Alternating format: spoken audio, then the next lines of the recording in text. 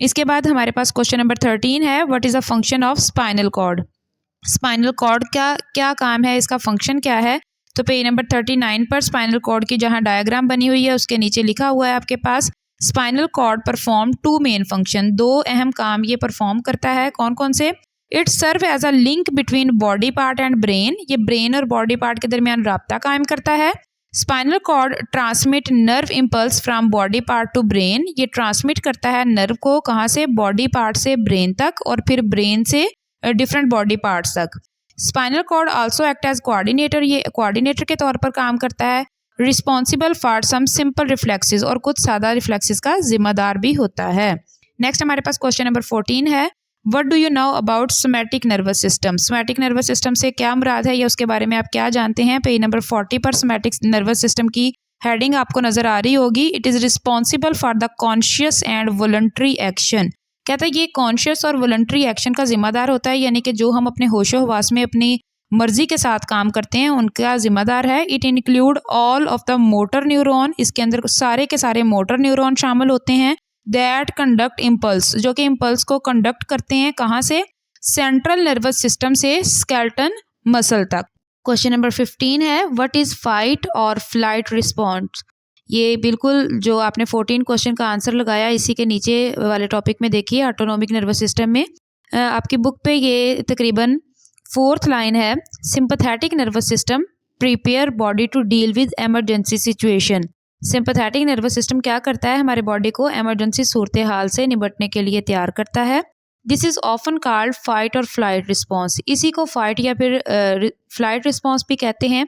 इसके उर्दू में लड़ाई या फिर भाग जाना कहते हैं, यानी कि या तो हमारा बॉडी इसके लिए लड़ता है या फिर हमारा बॉडी जो है वो एक किस्म का रिस्पॉन्ड नहीं करता है, यानी कि अगर हम एब नॉर्मल बॉडी हो तो वो रिस्पॉन्ड नहीं कर पाता है उसके खिलाफ, ठीक है। यानी सडन कोई चीज़ आ जाए तो फिर बॉडी रिस्पॉन्स नहीं करता, हम बेहोश हो सकते हैं, ये इस तरह की सूरत हाल पैदा हो सकती है, इसको कहते हैं लड़ाई या भाग जाना। During an emergency situation, emergency हालात में क्या होता है, this system take necessary action, ये जो हमारे बॉडी में सिस्टम है सिंपैथेटिक नर्वस सिस्टम, ये कुछ ज़रूरी इकदामात करता है। फॉर एग्जांपल ये क्या करता है, इट डायलेट प्यूपल, यानी आंखों के अंदर मौजूद जो प्यूपल है इसे थोड़ा पतला कर देता है, फैला देता है। एक्सेलरेट हार्ट बीट, दिल की धड़कन को तेज़ कर देता है। इंक्रीजेज ब्रीथिंग रेट, हमारे सांस की रफ्तार को बढ़ा देता है। एंड इनहिबिट डाइजेशन, और जो डाइजेशन है हजम का अमल है उसे रोक देता है, ठीक है। हमारा नेक्स्ट क्वेश्चन नंबर 16 है, differentiate between reflex action and reflex arc. आपके पास बुक में बिल्कुल अगला पेज जो है उसमें देखिए 1 2 2 पॉइंट दिए हुए हैं। दूसरे पॉइंट के अंदर देखिए, sometime the involuntary response produce by central nervous system. बाज़-औक़ात क्या होता है कि जो इनवॉलंटरी गैर इरादी तौर पर जो हम काम कर रहे होते हैं वो सेंट्रल नर्वस सिस्टम की तरफ से जब पैदा होता है, इज़ वेरी क्विक, तो वो बहुत तेज़ होता है। फॉर एग्जांपल हमारे हाथ को कोई गर्म चीज़ लग जाए तो गैर इरादी तौर पर ही जो हाथ है वो फ़ौरन से पीछे हट जाता है।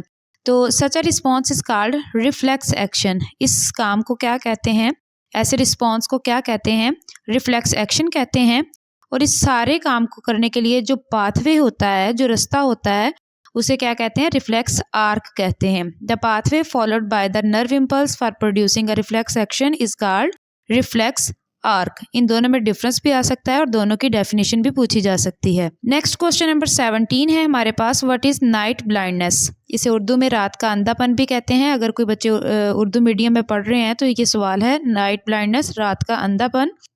तो व्हाट इज नाइट ब्लाइंडनेस, ये देखिए आपके पास जो आपकी बुक है उसमें पेज नंबर 43 है, तो वहाँ पर नाइट ब्लाइंडनेस दिया हुआ है बिल्कुल पेज के एंड पर। Body synthesize rhodopsin from vitamin A. Rhodopsin जो है ये एक पिगमेंट होता है, ये बॉडी हमारा सिंथेसाइज करता है यानी तैयार करता है। कहाँ से तैयार करता है, विटामिन ए से तैयार करता है।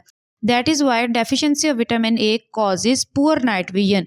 तो अगर इसकी कमी हो जाए तो हमारी बॉडी में क्या होता है कि ऐसी चेंजिंग होती है कि हमें रात के वक्त दिखाई नहीं देता प्रॉपर तरीके से। This problem is called night blindness. इस मसले को रात का अंधापन या फिर नाइट ब्लाइंडनेस कहते हैं। नेक्स्ट हमारे पास क्वेश्चन है, question number 18, what is myopia. इससे नेक्स्ट पेज पर देखिए, डिसऑर्डर ऑफ द किडनी में पहली जो डिजीज़ है मायोपिया, या इसको शॉर्ट साइट भी कहते हैं। तो देखिए ये क्या है, the elongation of eye ball. अगर आई बॉल जो है वो थोड़ा फैलना शुरू हो जाए लंबाई के रुख में, रिजल्ट इन मायोपिया, उससे क्या होता है, मायोपिया की बीमारी हो जाती है।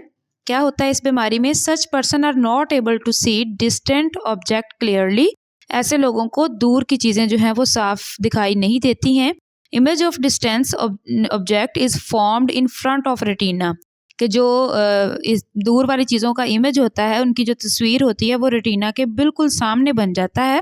This problem can be rectified by using concave lens. तो ऐसे मसले से निपटने के लिए हमें क्या करना पड़ता है, कनकेव लेंस यूज़ करना पड़ता है, जिसे हम अपने ग्लासेस वगैरह में यूज़ करते हैं और फिर हमें चीज़ें वाज़ेह दिखाई देना शुरू हो जाती हैं।